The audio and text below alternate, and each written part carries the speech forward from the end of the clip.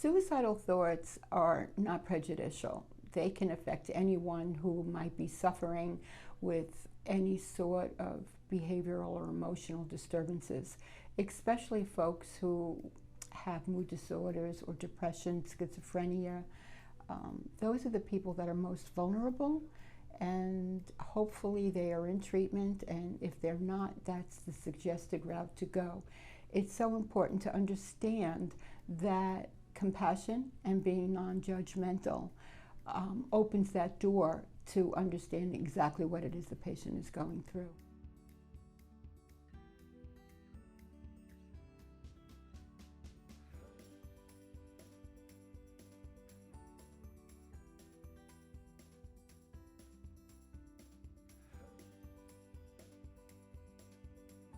Some of the warning signs that I can explain that might require some type of immediate action would be if the person is verbally saying they want to die.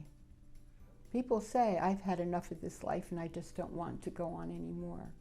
People also talk about being a burden to other people, and they feel like by ending their life that might be not just the right thing to do, but it might help their loved ones who they might feel a burden to. To best help a loved one is to stay with them, to work through their issues with them, to direct them to the proper channels for help, and to follow up.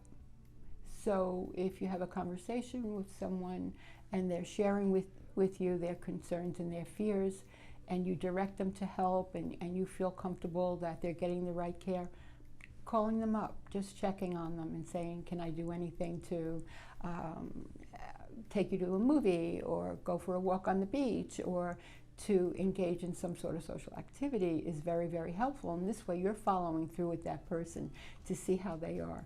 Because these kinds of thoughts, ideations, or intentions can be dissipated in just the patient realizing how important, or the loved one realizing how important they truly are. Each individual is so unique, and sometimes they forget that.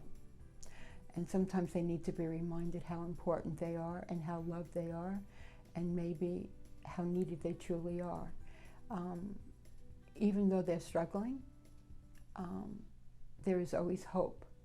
And it's the hope that brings out a sense of compassion and love and understanding, and finding help for the individual along with the sense of hope is amazing, and that can change that ideation, that can prevent the plan, it can prevent the intention.